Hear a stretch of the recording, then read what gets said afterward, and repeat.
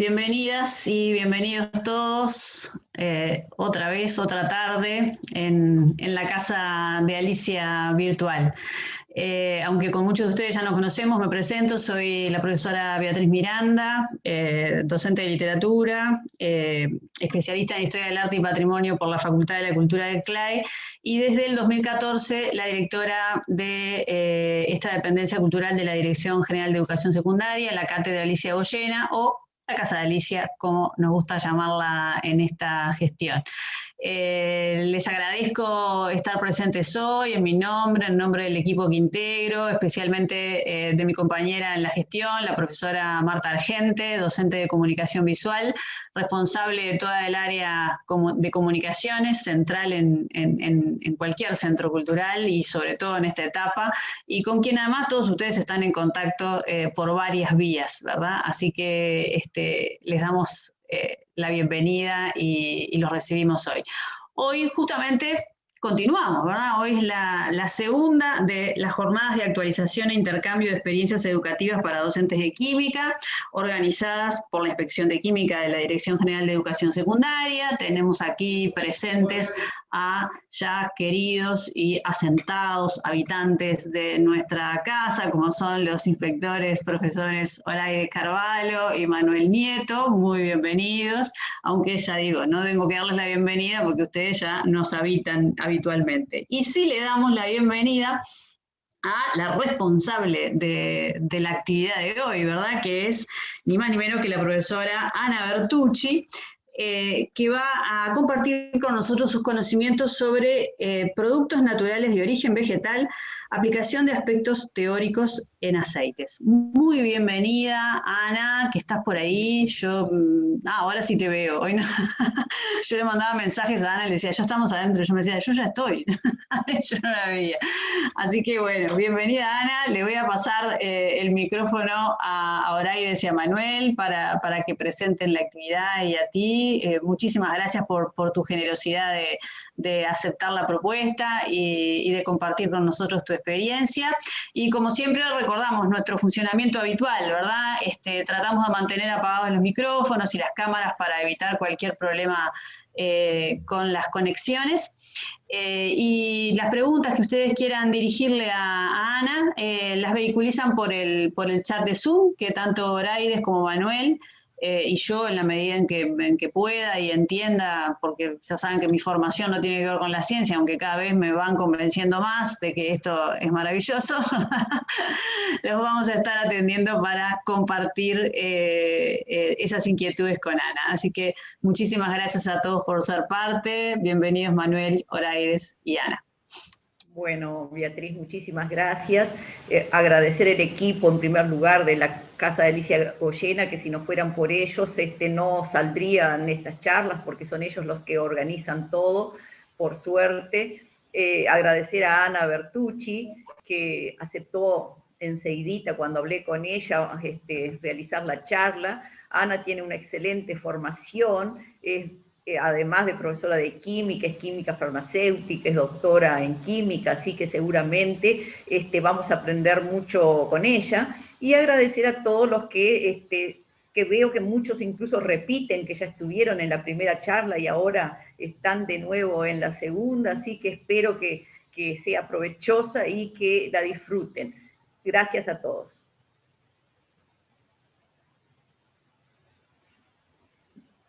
Manuel, no se te escucha. Manuel, estás muteado. Perfecto, ahora sí, ahora sí. Bueno, decía que quería agradecer también, tal como hizo Oraides, a Beatriz, a toda la gente de la cátedra por la organización de estos eventos. Me alegra mucho tener tantos colegas en cada una de estas actividades, porque los cupos se han ido completando siempre, y eso es bien, bien importante. Ni hablar de Ana, con quien tuve la satisfacción de trabajar en Liceo 34 varios años, una excelente compañera, muy humilde, muy colaboradora y que sabe muchísimo, sin duda, de modo que, claro, con toda su trayectoria como educadora, como investigadora, bueno, nos va a aportar mucho seguramente. Estoy viendo colegas de muchas generaciones, incluso algunos, estoy viendo a Fernando por allí, con quien también tuve el gusto de trabajar hace tantos años que no podemos decir cuántos, porque van a decir que tenemos como 90 años de edad. Tenemos mucho, pero un poquito menos. Pero bueno, una satisfacción. Y también gente muy joven, alumnos de este año del curso de didáctica, bueno, una población realmente muy variada, de modo que agradecerles a todos por su presencia, y bueno, y darle la palabra a Ana, que es la protagonista en realidad en la jornada de hoy. Así que muchas gracias, Ana, y adelante. Bueno, buenas tardes a todos. Estoy sumamente agradecida porque me hayan convocado para participar en estas reuniones. Me parece que hay demasiada expectativa, no es para tanto, pero bueno, el tema me parece fascinante. He investigado productos naturales, especialmente en monte autóctono, ¿no? Y claro, más bien mi formación, por ser farmacéutica, tuvo que ver siempre con la obtención de productos de características o de propiedades medicinales. Pero me pareció que era bien interesante también tratar de conversar con los docentes y quienes se están formando sobre un tema que se da básicamente en sexto año, que tiene características que pueden ser, digamos, propenden a un equilibrio con la temática relacionada, con la orientación relacionada de los estudiantes, ¿no? Porque me parece que un tema como este tiene algunos aspectos botánicos y agronómicos bien interesantes para el sexto de agronomía.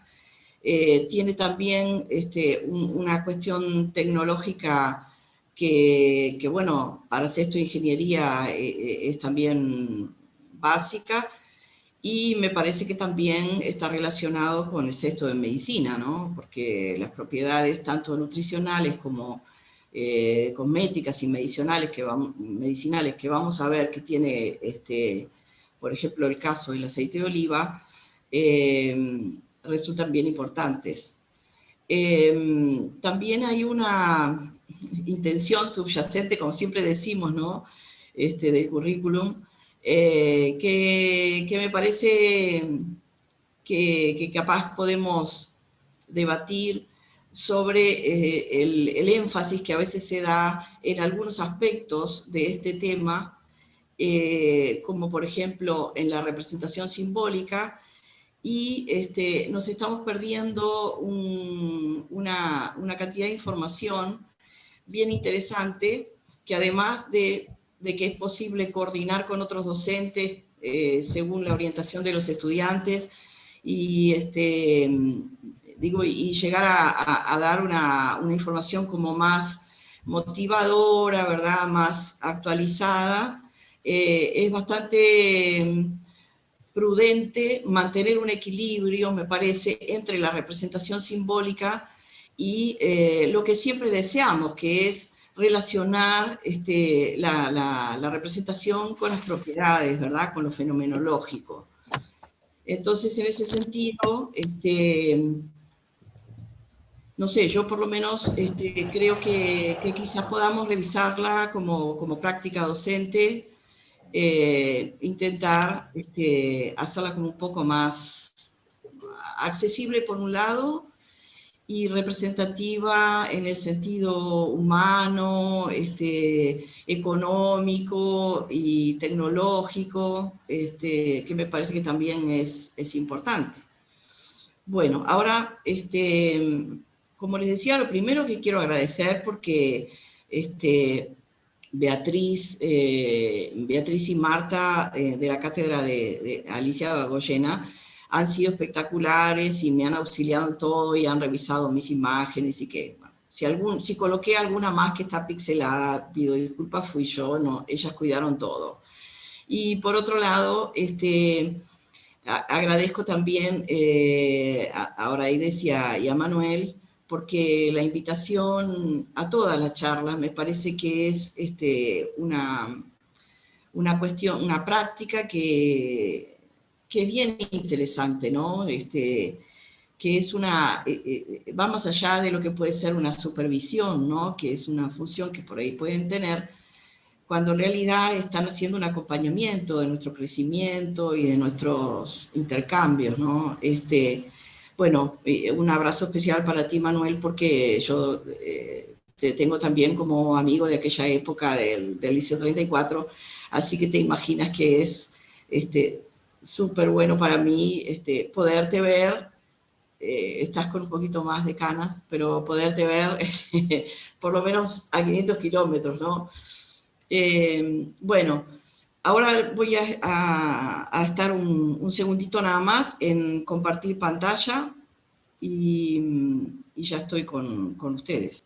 Bien, ¿cómo se trabaja con productos naturales? Que además, 2x3 en nuestras clases estamos mencionando estos temas, o utilizando, por ejemplo, ejemplos de los alimentos y de la cocina para trabajar.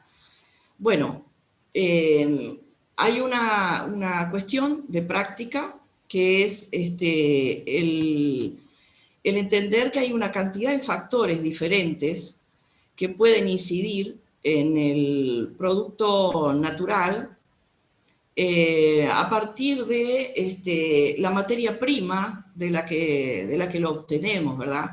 Entonces, casualmente, no es de hace mucho que se realizó un censo de productores de olivo en el país, y entonces acá tenemos en el mapa una distribución de las principales zonas de explotación del olivo.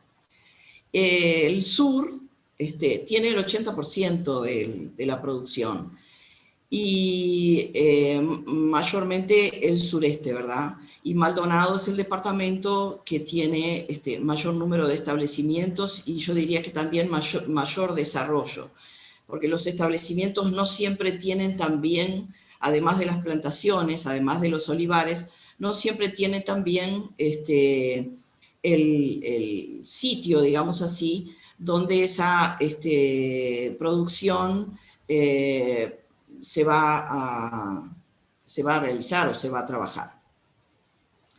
Ahí, en este mapa, tengo que decirlo, en el anterior había un lugarcito para Ribera. Seguimos teniendo producción de aceite de oliva acá en la región, y también tengo que decirlo que tampoco no está Cerro Largo, pero los aceites de Santa Laura de Cerro Largo me están diciendo los colegas que están siendo de los mejores. Así que si hay colegas de Cerro Largo, los felicito, porque el departamento va muy bien. Y ¿cuál es la razón por la cual hay mayor número de olivares y de explotación de olivo en el sur?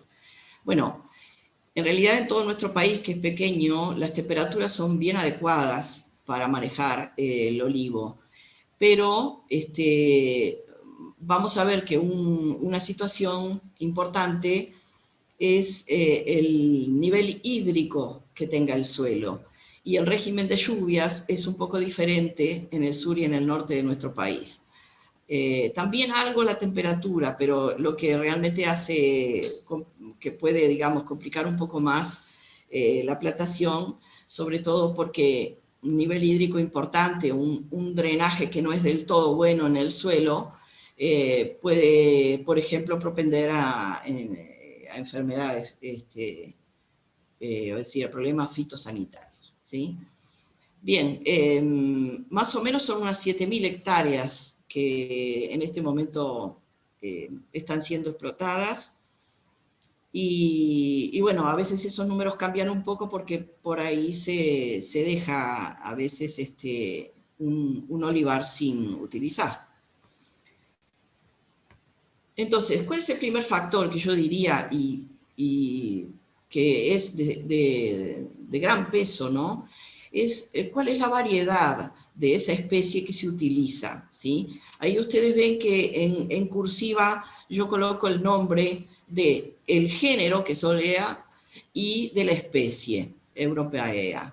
que hay una L mayúscula que es Linneo, que es quien, digamos,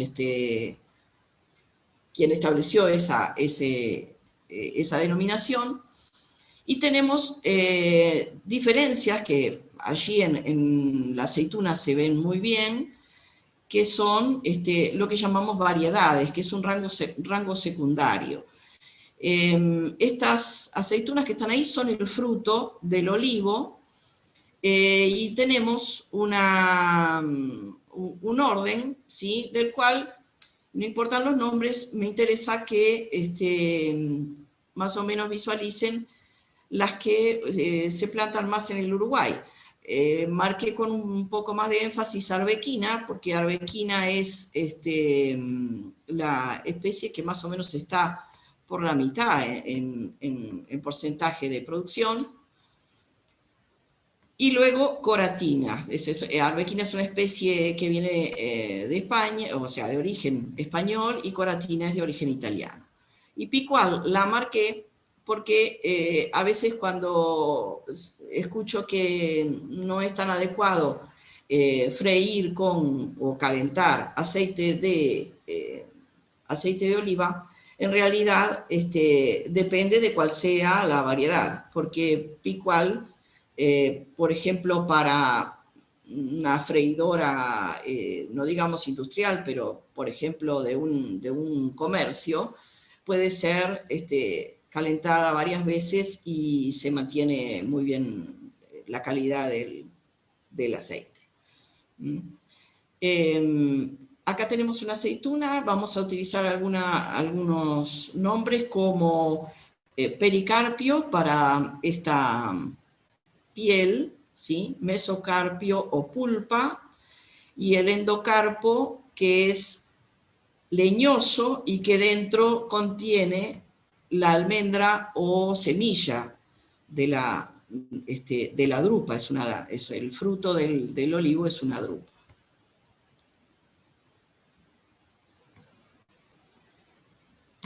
Este es un árbol que puede llegar a tener de 10 a 14 metros o 15 metros, que tiene hojas ovaladas y con un anverso en verde oscuro, un reverso un poco más agrisado, y que son opuestas en las ramas.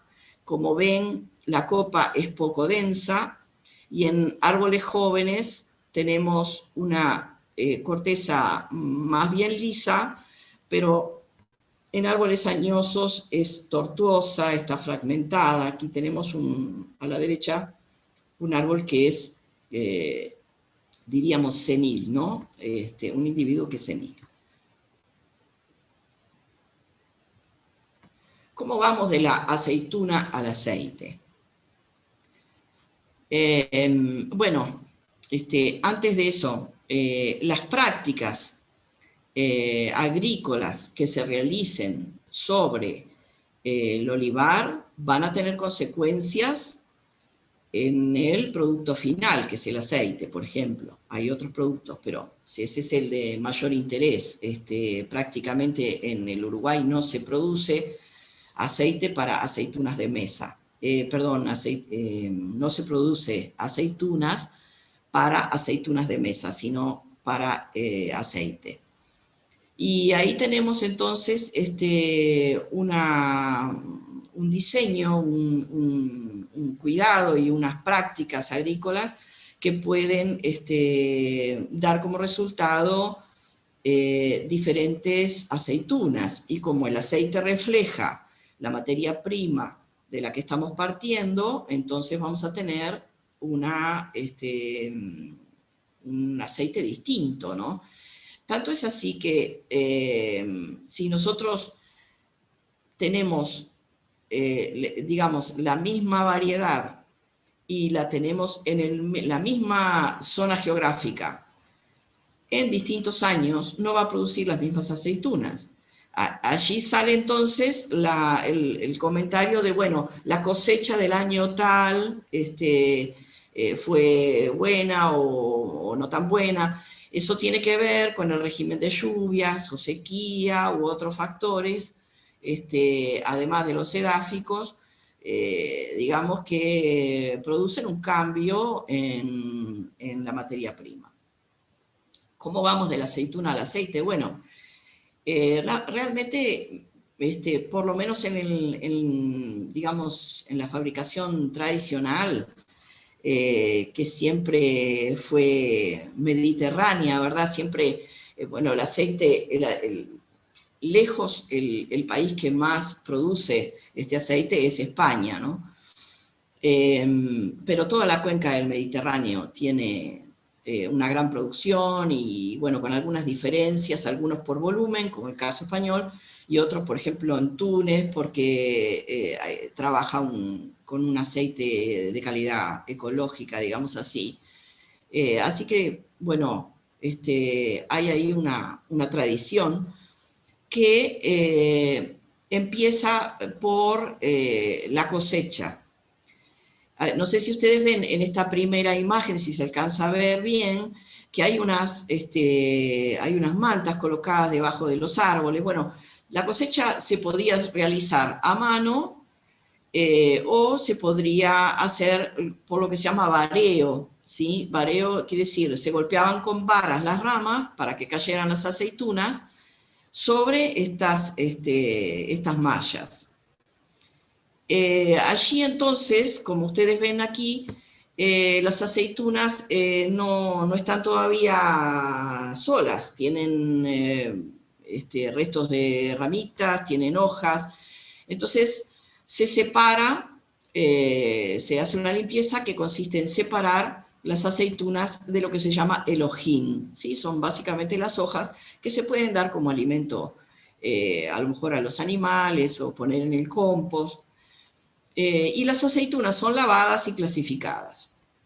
Entre el momento en que se colecta la aceituna y empieza la producción del aceite, se aconseja que no pasen las 24 horas, ¿sí? El sitio donde vamos a producir el aceite se llama almazara, como bien dice aquí una palabra árabe que dice lugar donde se prensa o exprime. Antiguamente existían estos molinos que se llamaban de muelas, esto es una muela, podrían ser 3 muelas, podría ser cilíndrico, esta piedra era movida por burros. También hay una prensa, porque una vez que la aceituna, digamos, es molida, vamos a necesitar, ¿sí? Razonemos, vamos a necesitar realizar una separación del aceite y de las partes sólidas. Y también, cuidado, el fruto tiene un contenido en agua, la aceituna tiene aproximadamente la mitad del contenido, el 50% en agua, y después tiene el 30% en aceite aproximadamente, además proteínas y glúcidos y otros componentes. Pero esos son los componentes mayores. Entonces vamos a tener una separación que, por lo menos en los métodos tradicionales, es una separación del sólido, que se llama orujo, de la fase oleosa y de la fase acuosa, ¿sí? La fase oleosa, que es el aceite, y la fase acuosa, que son aguas oscuras que contienen también una cantidad de componentes que pueden ser interesantes, que también al final vamos a ver si se puede sacar algo de allí, y que se llama alpechín.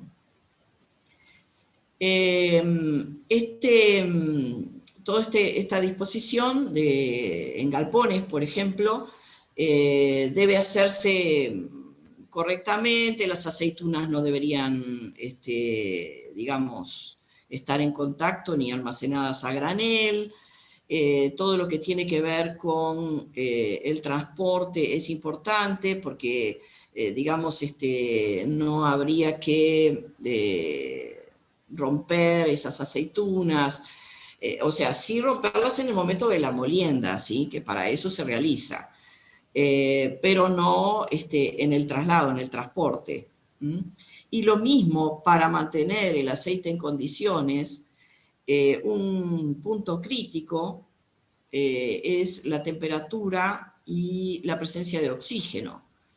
Entonces, se hace generalmente lo que se dice una camada de nitrógeno, es decir, se necesita una atmósfera inerte y mantener la temperatura por ahí de los 15 y 16 grados Celsius más o menos, para asegurarse que la calidad del aceite no se modifique.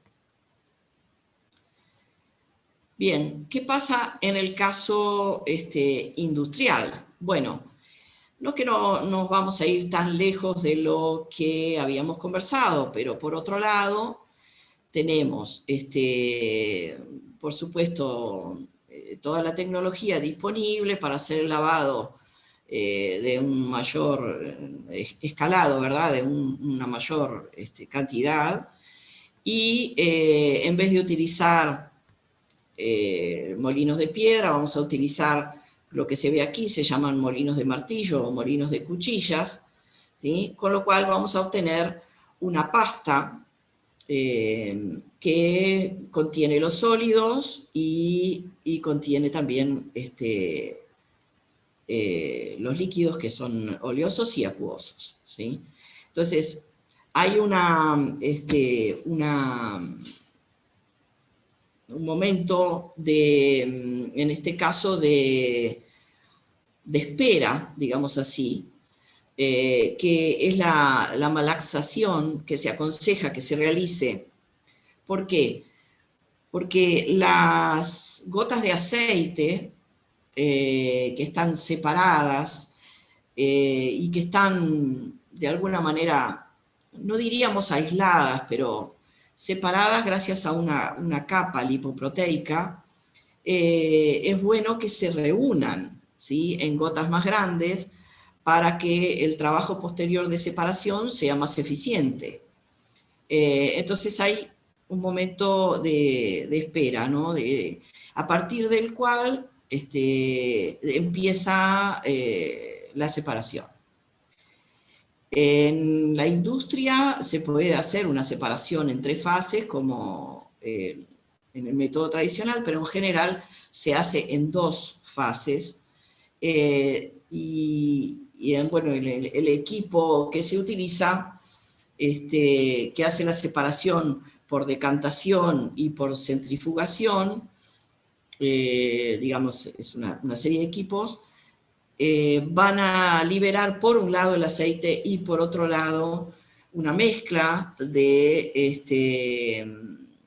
del orujo y el alpechín, por lo cual se habla de alperujo. Y el alperujo también es un producto que vamos a analizar después como interesante también para obtener algo más.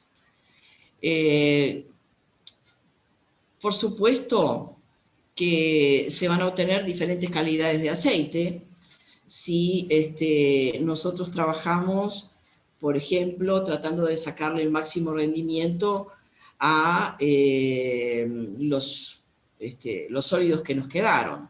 Es decir, existe una posibilidad más, que es la de trabajar con el sólido, con el orujo, haciendo una extracción con solvente.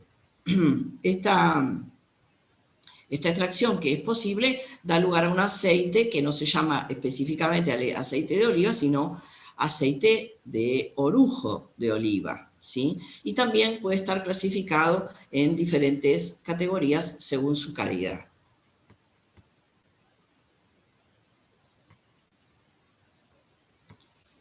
Entonces, pasamos entonces a ver que nuestra cadena de valor, que recién comienza, ¿verdad?, porque tenemos la plantación y tenemos la almazara, donde se va a producir el aceite y subproductos.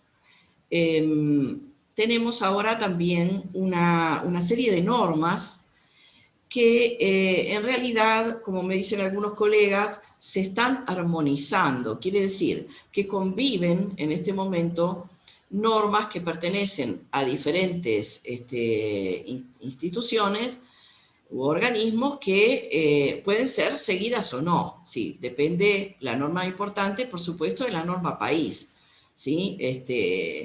Si en el país se decide que no se venden aceites que no tengan determinadas características, no se hace. Pero en este caso, COI o COI es un consejo, el Consejo Oleícola Internacional, que de alguna manera convoca a muchos países, porque si bien no obliga, sí impone mercados, es decir, para que se den se concerten estas cuestiones comerciales, es importante que los países miembros respeten estas categorías de aceites. Entonces, tenemos los aceites de oliva vírgenes, que son aceites obtenidos del fruto de oliva, del fruto del olivo, por medios mecánicos o físico-químicos, en condiciones, particularmente de temperatura, que no provoquen alteraciones en el zumo oleoso, ¿sí?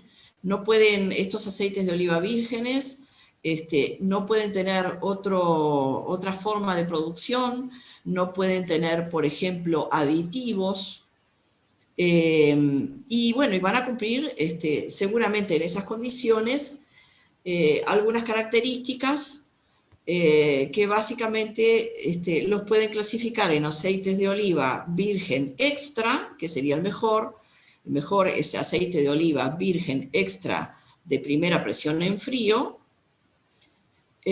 aceites de oliva virgen, aceite de oliva virgen corriente, ¿sí? Y después un aceite de oliva virgen que no es de consumo humano, que se llama lampante, que es el que va a pasar a ser refinado, ¿sí? Para hacerle las correcciones que correspondan. Esta clasificación se da por la acidez libre, es decir, todo el tratamiento que va desde la aceituna hasta la producción del aceite, que pasa por el almacenamiento de forma correcta y el transporte, está relacionado con los ácidos grasos, que a veces en forma redundante se dicen libres, porque si son los ácidos grasos, evidentemente no son los triacilgliceroles o monoacilgliceroles, ¿verdad? Bueno, pero un poco para aclararlo, estos ácidos grasos entonces, o la acidez libre, es la que conjuga entonces un poco la calidad de estos aceites. Y como les decía, si hay que pasar a una etapa de refinado para hacer las correcciones que corresponda, entonces partimos de un aceite de oliva lampante con alto porcentaje de acidez libre, más del 3%, 3,3% por ahí, y vamos a tener, y a lo mejor al leer la información le va a parecer raro, que el aceite de oliva refinado tenga un porcentaje muy bajo, menos que el aceite de oliva virgen extra. Eso es porque ya ha sido corregido, ¿sí? El aceite de oliva virgen extra no puede tener más del 0,8% de acidez libre.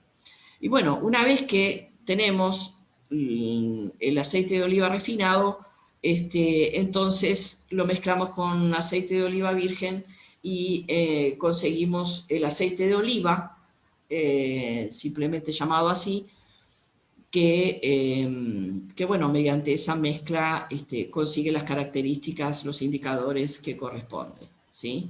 Y después tenemos el aceite de orujo obtenido por extracción con solvente, también en algunas categorías diferentes. Pero no es suficiente con tener este dato para la clasificación de aceite de oliva, porque es bien importante esto, la complejidad de la mezcla en un producto natural, de la mezcla de compuestos en un producto natural, y las interacciones que se van dando entre estos componentes, no va a ser posible o no nos va a permitir hacer una predicción del resultado final. Es decir, que la calidad que vamos teniendo, que vamos testeando, digamos, no puede ser solo de análisis físico-químicos. Entonces, es necesaria una evaluación sensorial. Y bueno, la evaluación sensorial, por supuesto, son los atributos sensoriales, son las características organolépticas de la muestra y la intensidad que éstas tengan, ya sean positivas o negativas, las que nos van a llevar a clasificar finalmente un aceite como definitivamente de aceite de oliva virgen extra, ¿sí? Si no pasa esta prueba sensorial, no, aunque tenga la otra condición, no va a poder ser clasificado en la primera de las categorías. ¿Qué atributos son positivos y negativos en un aceite de oliva? Bueno, hay algunas relaciones en los trabajos, en los artículos científicos, entre los posibles, digamos, el flavor, la posible relación olfato-gustativa, sobre todo, con la presencia o la concentración de algunos compuestos que son interesantes para la calidad del aceite. Y también son indicadores de la maduración de la aceituna, por ejemplo, que pueden ser, por ejemplo, el sabor frutado, el sabor picante, o el sabor amargo o el dulce, que está relacionado con compuestos, por ejemplo, polifenoles. Pero también hay algunas situaciones como el contacto con mohos, lo agrio o ácido, la rancidez posible, sabores metálicos que pueden tener que ver con el envasado. Esos son atributos negativos también llamados defectos, ¿sí? ¿Cómo se hace una evaluación sensorial? A través de un panel de cata. Un panel de cata es un grupo de personas que están entrenadas, que además tienen personalmente características especiales para poder realizar este trabajo, pero que, como les decía, son entrenadas para realizar estas revisiones, ¿no? Y bueno, hay sesiones, hay características como cuánto es el mínimo de integrantes que tiene que tener un panel de cata. Bueno, hay información sobre, por ejemplo, la posibilidad de discrepancias y la relación entre la cantidad de integrantes, de catadores. Y bueno, hay un número que es el de 8 como un número mínimo del panel. Y más o menos entre 8 y 12 estaría lo normal. Y ahí, bueno, vemos, por ejemplo, un recipiente allí en color azul, es típico para la cata de aceites, que podría ser rojo también, pero son de vidrio oscuro, porque no está relacionado el color del aceite con su calidad, sino los volátiles y todo lo que tenga que ver con el sabor. Eso es lo que cuenta, digamos así. Bueno, se hacen sesiones donde, por supuesto, están numeradas las muestras, pero no se conocen, y a propósito se repiten en una sesión varias veces alguna muestra, y también de sesión en sesión, por lo menos tienen que ser 3, es decir, hay todo un diseño para eso. Y bueno, en Facultad de Química hay ya tenemos una certificación de panel de cata de aceite de oliva en el Departamento de Alimentos, que está a cargo de la doctora Adriana Gámbaro.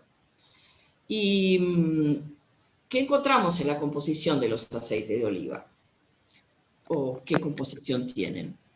Bueno, tenemos, para empezar, una identificación de los ácidos grasos que esterifican al glicerol y que pueden hacerlo de diferentes maneras, ¿verdad? Pueden tratarse de acilgliceroles simples, como la trioleína, por ejemplo, que es bien importante. Es decir, el ácido oleico es el ácido graso que esterifica en mayor extensión, digamos así, al glicerol, y puede hacerlo en 1, 2 o 3 posiciones del glicerol, y bueno, depende, por supuesto, como decíamos, de la variedad, del estrés biótico y abiótico de las plantas, de la latitud, de la zona geográfica, del año, de la cosecha, pero básicamente está lejos en mayor extensión, mayor concentración en el aceite de oliva, y es un ácido graso monoinsaturado. Esta composición también tiene, y es importante, ácido linoleico y linolénico, que son ácidos grasos esenciales, es decir, nuestro organismo no puede sintetizarlos y deben ser consumidos en la dieta. Y hay algunos ácidos grasos saturados, mayormente palmítico y esteárico. ¿Cómo se hace? ¿Cómo se conoce esta composición? Bueno, se hace una cromatografía gaseosa. Para quienes han realizado alguna cromatografía alguna vez, saben que tenemos un sistema donde además de la muestra hay una fase fija y una fase móvil, es decir, que nuestra muestra va a tener contacto con esas dos fases y esas dos fases le van a proponer por afinidad, probablemente por afinidad la fase fija, una mayor retención dentro del instrumento de medida o no. Entonces, como la fase móvil, particularmente por ser móvil, hace un efecto de arrastre, los componentes de una muestra, que las muestras de productos naturales son súper complejas, van a salir en cierto orden que se conoce como tiempo de retención para cada uno de esos componentes. Y bueno, básicamente, como en el caso de la cromatografía gaseosa, el carrier o fase móvil es un gas inerte, helio, por ejemplo. Entonces, en la cámara de inyección donde colocamos las muestras, tenemos necesidad de que las muestras tengan ciertas características de volatilidad que en el caso de los aceites hace necesario la transesterificación, es decir, que solamente los metilésteres podrían ser incluidos, inyectados en el cromatógrafo de gases o GC, para que se produzca la investigación y luego mediante un detector esto se transforme en un cromatograma de picos, que bien interesante. Además de los tiempos de retención, estos picos manifiestan determinadas áreas y estas áreas están relacionadas con el porcentaje en el que aparecen estos ácidos grasos, los ésteres, los metilésteres de los ácidos grasos, en qué porcentaje están en la muestra que el investigador inyectó. Hoy día es la forma como se analiza la composición del aceite de oliva, ¿sí? Por GC, y bueno, pero también existen algunas otras cosas que tenemos que saber de la muestra de aceites, como por ejemplo nos indicaba el Reglamento Bromatológico Nacional y también algunas correcciones posteriores, los llamados índices, que hay muchísimos y que aquí les presento los 4 que están mencionados en el reglamento bromatológico, que son el índice de acidez, que mide la, digamos, la acidez libre, ¿no? Los ácidos grasos libres, que dan una idea de la calidad de todo el trabajo que se hizo con el aceite. Están todas las definiciones por ahí, son los miligramos de potasa que neutralizan 1 gramo de grasa. Bueno, en el caso de la saponificación, el índice de saponificación, se saponifica la grasa justamente para determinar saponificables e insaponificables, y también se refiere a 1 gramo de grasa. En el caso del índice de Bellier, es un dato de temperatura en grados Celsius que da una información bien interesante sobre el largo de las cadenas. De la manera que se hace este ensayo, se puede saber o aproximarse a las cadenas de más de 20 carbonos. Y estas cosas tienen que ver también con las posibilidades de adulteración que pueden tener los aceites de oliva. Cuando se conocen también otros aceites y cuando se relacionan informaciones, presencia o ausencia de determinadas sustancias o contenidos en porcentajes que no son, si bien son variables, no son lógicos, entonces se puede pensar en que, por ejemplo, un aceite de oliva se haya estirado, digamos así, con aceites de menor precio.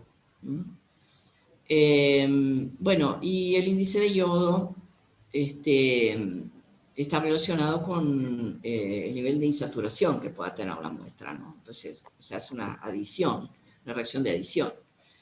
Esta composición, además, debe revelar también posibles contaminantes, ya sea metálicos, ¿sí? O agroquímicos, por ejemplo. Y bueno, y después, en cuanto a las posibilidades de un tratamiento no demasiado adecuado, sobre todo a nivel de temperatura, que es un factor crítico, como les decía, el índice de peróxidos es importante, porque el índice de peróxidos, allí tenemos una reacción posible. Siempre para estos índices hay un montón de métodos, ¿sí? Es decir, según tal, digamos, por ejemplo, AOAC, o según la FAO, es decir, se pueden buscar, según las normas, se pueden buscar o se pueden pedir diferentes formas de hacer estas técnicas. Y este índice de peróxidos, entonces, una vez disuelta la muestra, por ejemplo, en este caso, con cloroformo, por ejemplo, en medio ácido acético, se trabaja con ioduros. Entonces, se produce yodo, pero hay que hacer una retrovaloración, es decir, luego hay que valorar el yodo producido para tener idea de los peróxidos presentes en la muestra. Los peróxidos o hidroperóxidos presentes en la muestra indican lo que se llama oxidación primaria, es decir, no avanzó demasiado la oxidación, pero inició la oxidación en el aceite. Y bueno, a través de espectrofotometría al UV con 2 valores, 232 nanómetros y 270 nanómetros, se puede ver lo que serían niveles de oxidación secundarios, porque ahí vamos a ver aldehídos, cetonas, es decir, vamos a ver ya que los peróxidos que teníamos en la muestra continuaron su camino de oxidación. La composición de los aceites, a ver, pensemos, si nosotros viéramos una tabla, ¿no?, de los componentes en ácidos grasos que pueden estar esterificando, ¿no?, que pueden estar en los acilgliceroles. Bueno, las calidades de los aceites pueden variar, no solamente por los ácidos grasos presentes, sino también por las posiciones que estos tengan en estos acilgliceroles, etc. Pero esos son como, digamos, si yo miro una tabla, si luego miran una tabla, van a ver que los porcentajes o de ácido graso monoinsaturado o inclusive de los ácidos grasos esenciales, a veces es mayor en otros aceites que no en este. Entonces, ¿por qué razones podría ser el aceite de oliva un aceite que uno pueda pensar a lo mejor de mejor calidad desde el punto de vista nutricional o desde el punto de vista saludable, ¿no? Bueno, hay algunas situaciones como, por ejemplo, yo miraba los valores más cercanos en el aceite, por ejemplo, de canola. El aceite de canola es un aceite obtenido en Canadá, por eso se llama así, a partir de colza, y sobre la que se realizaron modificaciones. Bueno, alguien puede decir, bueno, no me interesa consumir alimentos que puedan tener esas características de cambio, en fin.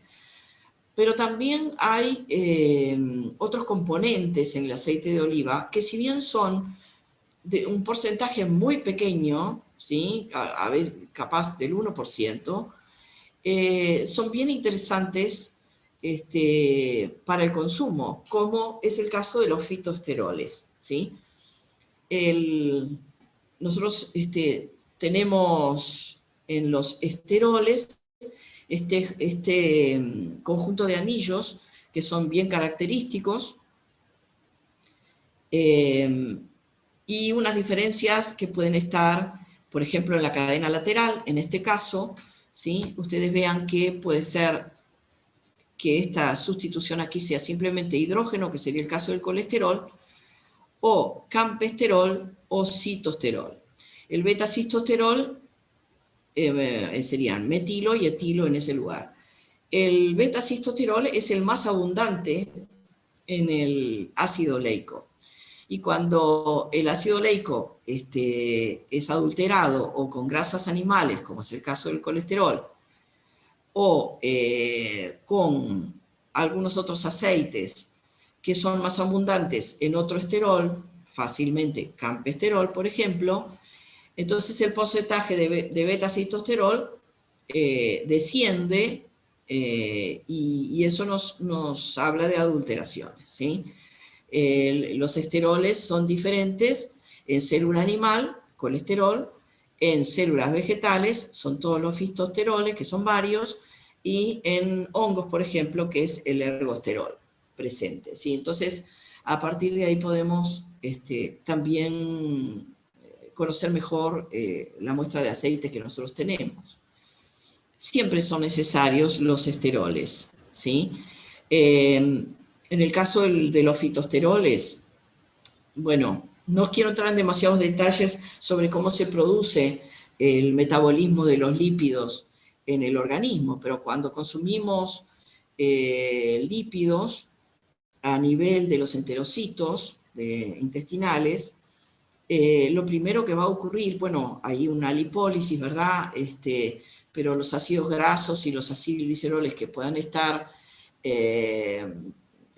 allí van a poder ingresar al torrente sanguíneo a través de unas partículas que simplemente tienen que pensarlas como una pared que es de una sola capa, de fosfolípidos, que en el interior, donde están, digamos, las colas hidrofóbicas de esos fosfolípidos, puede albergar los lípidos que van a ingresar al interior del organismo, ¿no?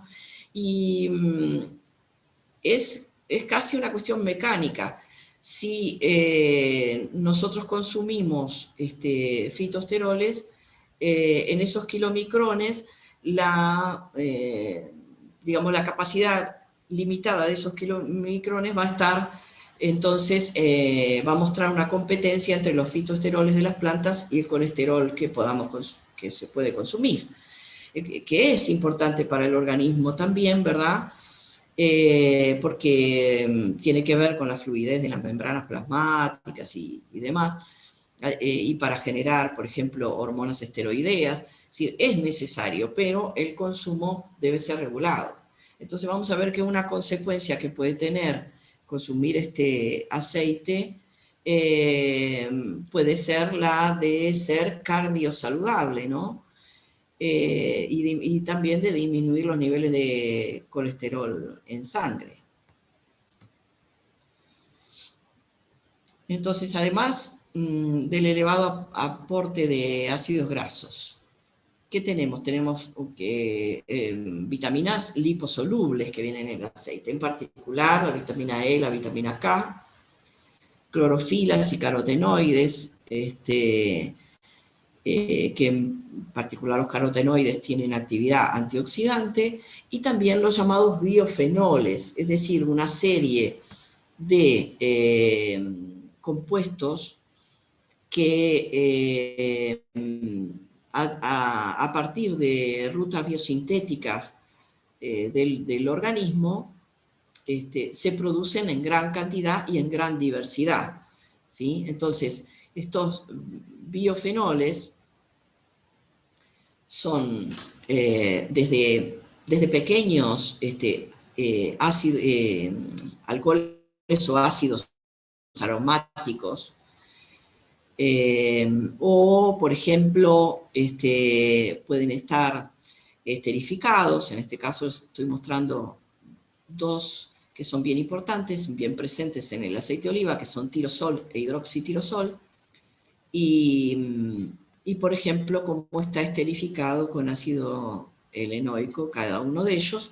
Y van a escuchar también, si miran por ahí las muestras de composición de aceite de oliva, oleuropeína, por ejemplo, como un componente muy importante, y ligustrócido, que en este caso es la glicona, ¿verdad? Acá estaría faltando el azúcar correspondiente unido a la estructura, ¿sí?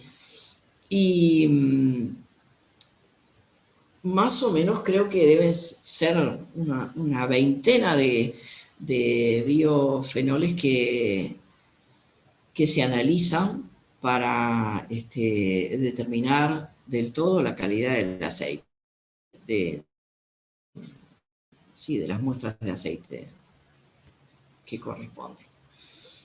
¿Y qué se puede decir de, digamos, a nivel medicinal, sobre todo, además de a nivel nutricional, qué se puede decir del aceite de oliva? Bueno, estas sustancias que están presentes en el aceite de oliva tienen distintas propiedades, pero en general, de todo lo que se puede leer, que está complicado porque algunos artículos científicos están, están informando sobre, por ejemplo, una muestra de un bioterio, ¿no?, de animales, y cómo es la reacción a determinadas dosis y determinados tiempos.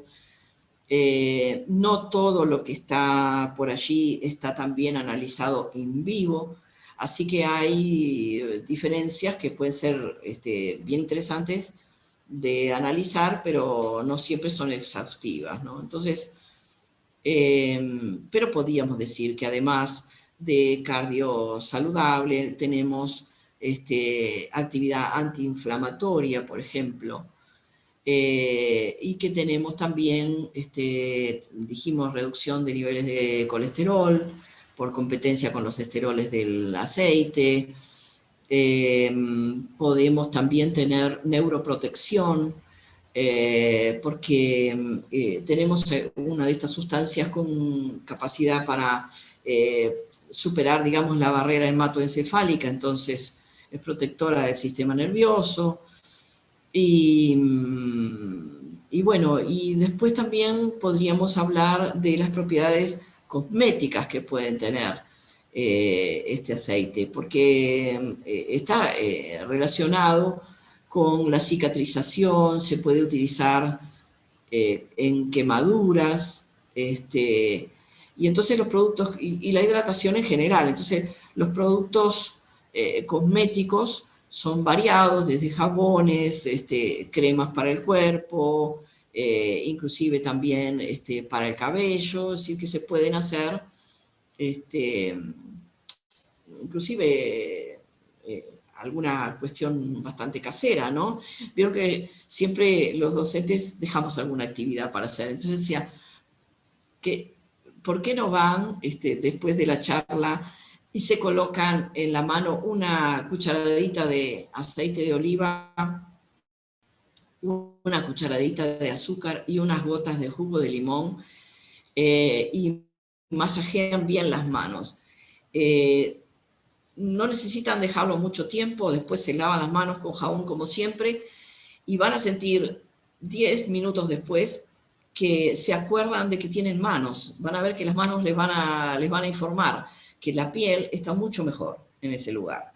Así que es un remedio de mi abuela. Es interesantísimo cómo es tan tradicional el uso del aceite de oliva a nivel cosmético y medicinal desde hace miles de años. Hay reportes, que no quiero entrar en eso de cuáles son los primeros olivares en el Mediterráneo y quién los fue trasladando al resto de los países de esa cuenca, pero es bien, la parte histórica, inclusive la parte ritual, es también interesante. Pero aquí a la derecha tenemos vamos a entrar ahora en la parte de subproductos, tenemos un extracto que está hecho con hojas del olivo, ¿sí?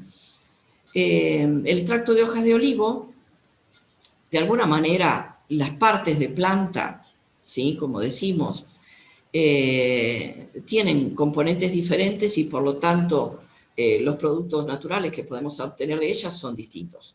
Pero responden aproximadamente a las características de todo el pie de planta. Entonces, en el caso de las hojas, hay algunas diferencias en los compuestos y hay algunas concentraciones mayores o menores, pero también es interesante y se puede obtener fácilmente se puede obtener fácilmente si se va a utilizar agua, hay que hacer una liofilización después, ¿sí?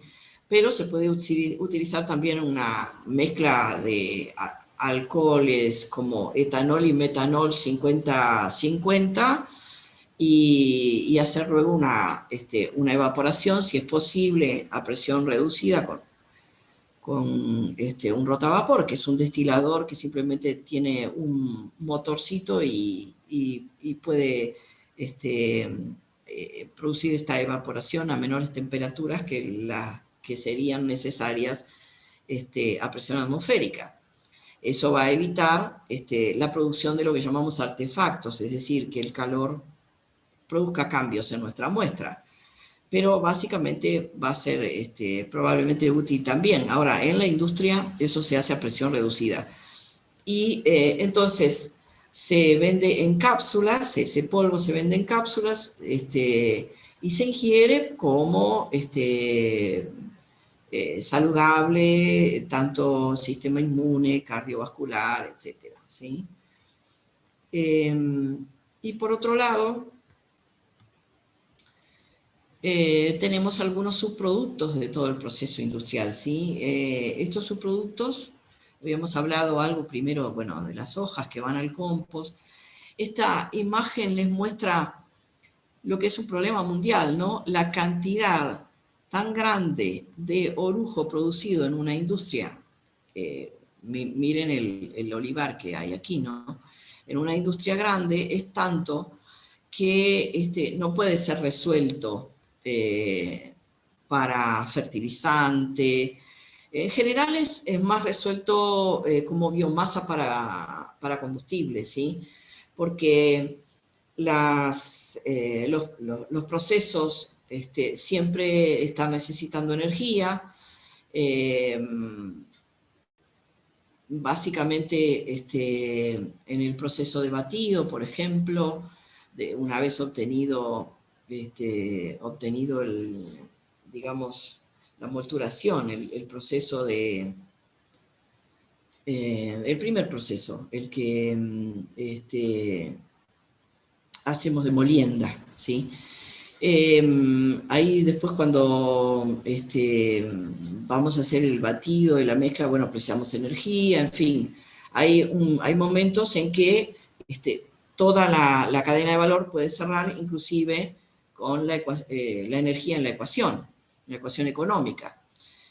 Pero bueno, también tenemos el alpechín, que dijimos que son las aguas oscuras, ¿sí? la fase acuosa, o en el caso de un diseño en dos fases, el alperujo, ¿sí? Es decir, por un lado el aceite, dijimos, por el otro lado la parte sólida y la parte acuosa juntas. Y bueno, se investiga sobre cómo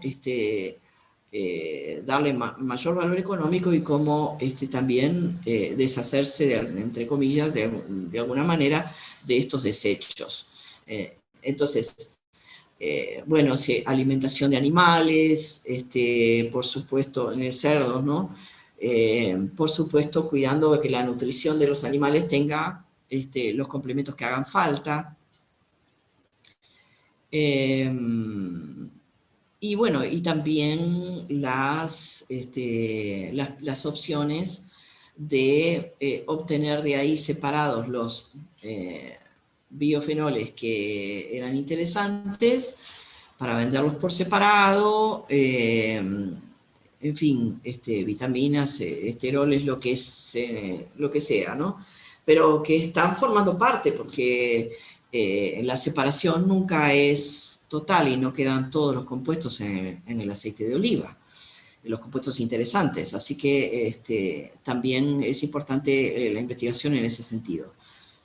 Y un caso particular es el carozo o hueso de la aceituna, con el que por molienda también se puede hacer harina de hueso. Y bueno, que tiene diferentes características, pero que básicamente como combustible se puede utilizar muy bien. Recordemos que es leñoso. Entonces, dejando un poco toda la parte técnica, la propuesta es revisar cómo estamos de alguna manera presentando la información en el aula, cómo es más interesante incorporar estos términos que son de actualidad, como cadena de valor, como cadena de calidad, presentar un proceso que no es para nada complicado de explicar y que creo que los estudiantes, sobre todo de nivel de sexto año, tienen capacidad para comprender, en el sentido de que se trata de una molienda y luego una decantación y luego una filtración o una centrifugación. Me parece que están en condiciones de comprender algunas de estas cosas y también de ponerlas en un escenario, ¿no? Porque básicamente nuestro país no tiene los grandes volúmenes de venta de aceite de oliva que tienen, por ejemplo, Argentina y Chile, que son, están entre los 10 primeros, y son los vecinos que tenemos con ventas por acá cerca, que son exitosas. Pero les puedo decir que si miramos ranking de premios de aceite de oliva extra virgen, tenemos un buen posicionamiento, ¿sí? Yo estaba mirando, por ejemplo, en el 2012, los que siempre son premiados, que son los de la península ibérica, ¿sí? España y Portugal e Italia, y ahí mezcladito está Uruguay, ¿sí? Así que hay una posibilidad de ver esto como una política pública que lleva a la obtención de productos de calidad, que es a lo que se apuesta, ¿no? Y me parece que este tipo de charlas sobre estos temas de mercado, son temas que son interesantes para los estudiantes.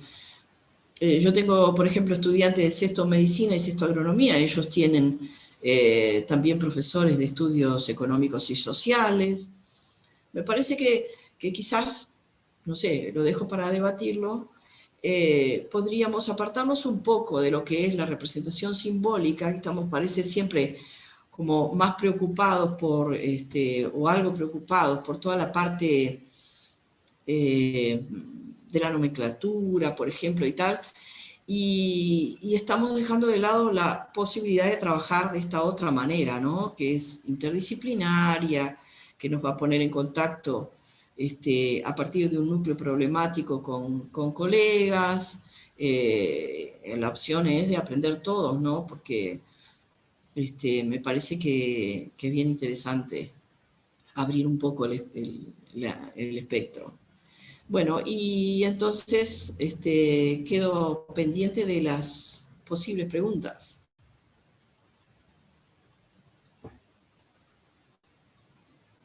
Bien. Bueno, yo acá estoy leyendo, no es una pregunta, pero creo que va en la línea de cómo estás cerrando tu exposición, que me pareció estupenda y que saqué buenos apuntes. Acá Rosana Martínez plantea, bueno, es un tema muy interesante para trabajar junto con biología. Creo que justamente es una asignatura muy, muy afín, aunque tú incluso estabas planteando el trabajo incluso dentro del área de las ciencias sociales, porque en estudios sociales y económicos, por ejemplo, en que se trabaja con proyectos, bueno, perfectamente puede entrar parte de lo que tú has dicho.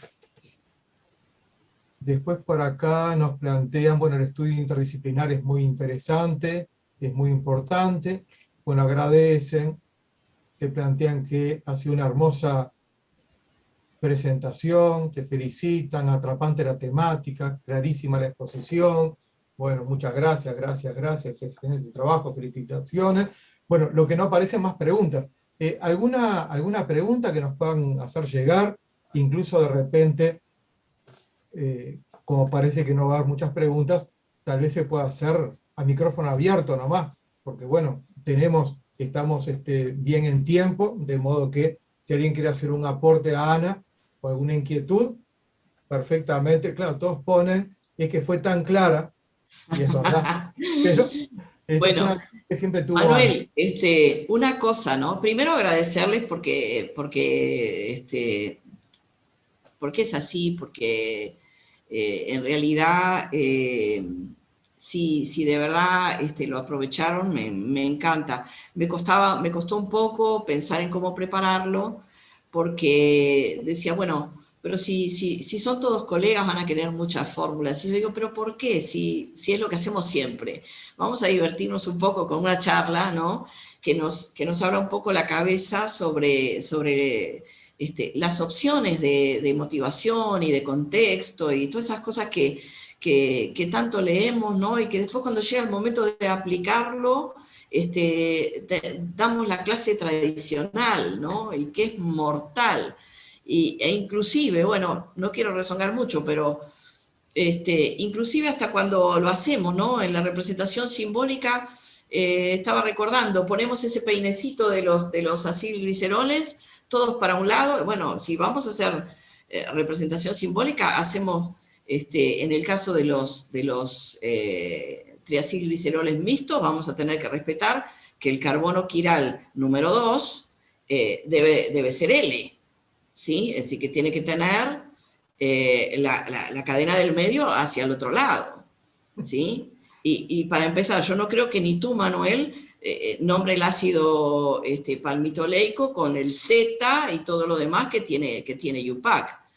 Entonces, ¿por qué nos vamos a estar peleando si es palmitil o si cómo es, si eso tampoco respeta UPAC? Digo, parece raro lo que estoy diciendo, ¿no? En un químico, pero es que me parece otra cosa también. Me parece que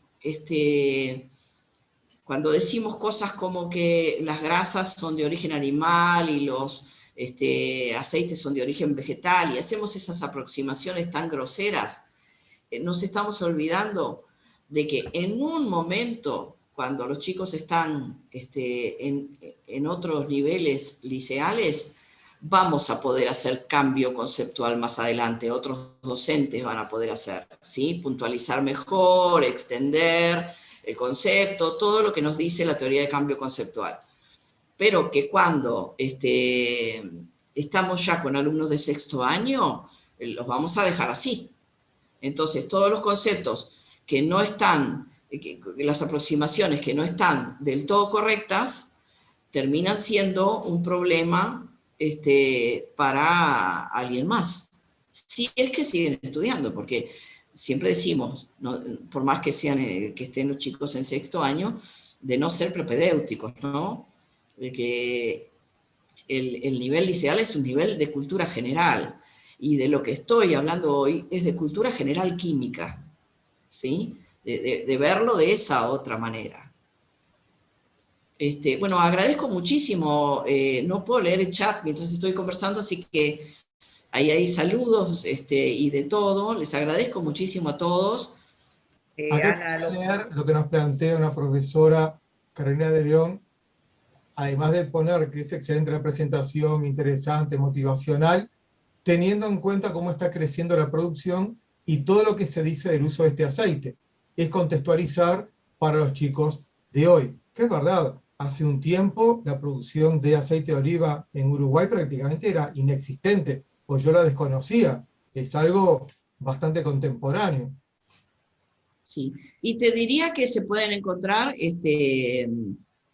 algunos casos muy similares, como por ejemplo cuando se instaló la cepa Tanat en vino. Yo cuando mostraba la prensa de madera en una fotografía, me acordaba que de chica en la casa de mi abuelo italiano había para hacer vino casero, ¿sí? No son cosas tan distintas. Y cuando uno compra una botella de vino y dice monovarietal, bivarietal, y en el aceite también, hay cosas, y el seguir las normas de calidad, hay cosas que una vez que les mostramos el camino, empiezan a verlas como empiezan a detectarlas en otros productos. No resulta tan difícil luego acomodarse a la realidad. Sí, sí. Bueno, yo me enteré hoy lo que significa picual, porque el aceite de oliva que compré hace unos días en el almacencito del barrio, porque yo soy de ir al almacén de barrio, no al supermercado, bueno, decía picual, y yo la verdad que no tenía la más remota idea qué significaba picual. Ahora ya ahora tengo sabés que más es claro. una variedad española que estás consumiendo y que con ese aceite tú vas a poder freír sin ningún inconveniente, ¿sí? Pero ese entrenamiento al consumidor, inclusive porque es interesante que sea un consumidor que sepa apreciar, además de elegir, sepa apreciar, para cada situación sepa apreciar calidad.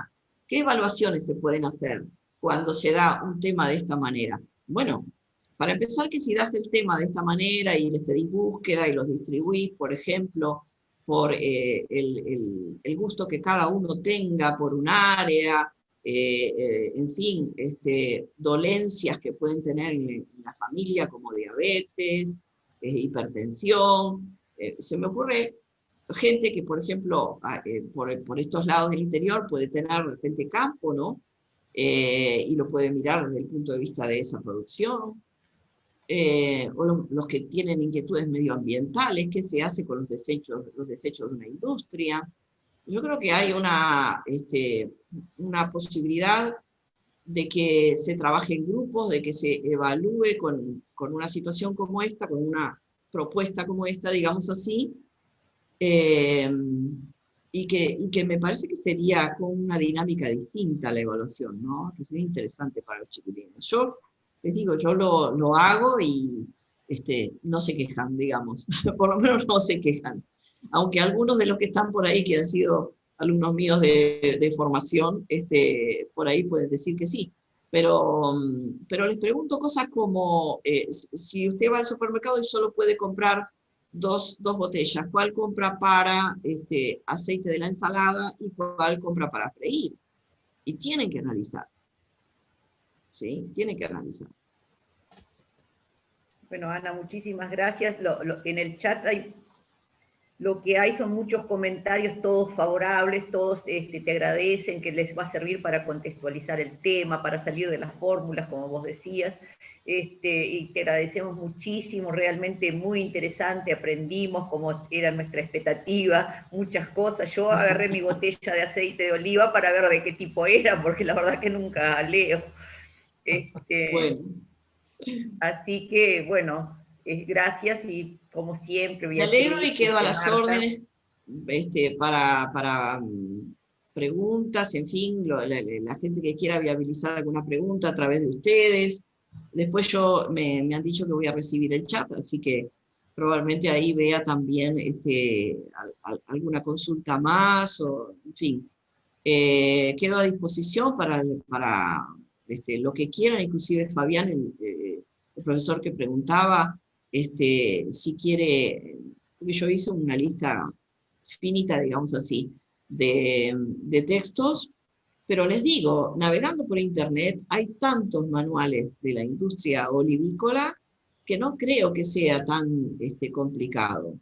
Y bueno, y siempre tenemos la química de alimentos de Badawi, que anda siempre por las bibliotecas de los liceos, ¿no? Y que es un buen libro para comprar. Tiene un enfoque un poco más equilibrado que lo mío, en cuanto a que tiene también bastante de la parte estructural, ¿no?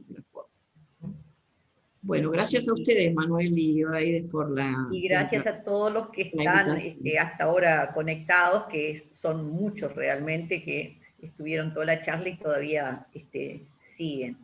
Bueno. En este momento bueno, hay 79 conectados.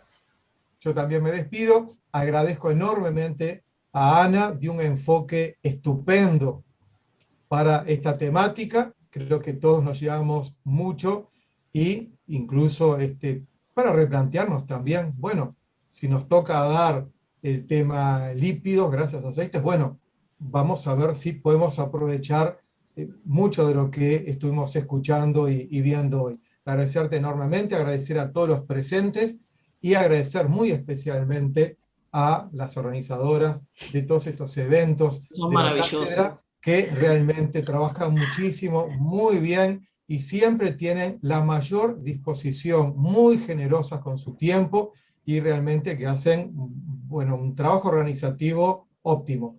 Realmente, si lo hubiéramos organizado en la parte logística, Oreides y yo, no hubiera salido de esta manera, pero por lejos. O sea que, la verdad, invalorable el apoyo de ellas. Bueno, muchísimas gracias a todos. Yo agradezco muchísimo todo lo que están diciendo, engordo con esto, obviamente. Creo que es la única manera, pero bueno, bárbaro. Pero no, es como si, digo, yo no puedo dar una clase de química, Manuel. Aprendo con ustedes. este es nuestro trabajo y al revés, agradecidas de que ustedes nos habiten y de que nos vayan conectando cada vez más con los orientales de la química, como siempre decimos. Así que nada, enormemente agradecida, es un disfrute recibirlos y con la mayoría de ustedes nos vamos a estar viendo seguramente en otras instancias del ciclo, en principio ya el miércoles que viene, con la profesora Bettina Miege, ¿verdad? Que también, para variar, para introducir un cambio en la rutina, los cupos están recontra agotados hace bastante tiempo ya, así que ya sabemos, no hay posibilidades de entrar si ya no están anotados. Van a estar recibiendo, por supuesto, los mails, como siempre, de confirmación de cupo, de integración de lista de espera. Pero por otra parte, no olviden, aún aquellos que quedaron sin cupo o que puedan quedar en lista de espera, que esperemos, con Bettina tenemos la reunión de prueba el lunes, pero siempre nosotros les consultamos a los expositores, en el caso de Ana también tuvo la generosidad de decir que sí, para autorizar la grabación de esta charla, que después Marta, nuestra maravilla de la tecnología y del audiovisual, va a editar cuidadosamente y va a quedar en el canal de YouTube de la cátedra. Los invitamos además a suscribirse, porque allí además están todas las charlas del ciclo del año pasado y Cátedra Alicia Goyena. Suscríbanse, los esperamos también por ahí. Y bueno, seguimos avanzando y cada vez más enganchados. Nosotros que venimos del arte, enganchados con la química y la ciencia. Así que los agradecidas somos nosotras. Y sobre el aceite ni hablar, Ana, todo lo que aprendí hoy. Un abrazo grande para todos y nos vemos el miércoles. Chao. Chao, chao. Chao, hasta la próxima. Saludos a todos.